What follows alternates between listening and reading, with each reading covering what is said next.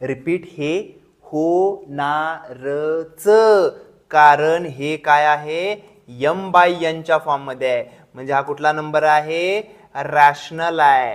Rational असेल तर एक तर पूर्ण भाग जातो, ते तर बेस्टच आहे, किंवा नाही गेला तर काय होतं, रिकरिंग होतच. त्यामुळं रिपीट होणारच आहे, लक्षात घ्या, डोक्यामध्ये क्लिअर करा. रिपीट होतच, जगातला नंबर शोधून आणून दाखवा मला जो रिपीट होणार नाही.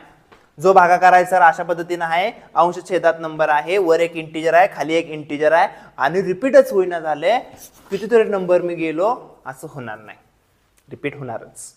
फक्त आपला इथं टेस्ट केला जातोय पेशन्स आहे ना, हा, कारण भरपूर वेळ झाला ना, होतच नव्हतं.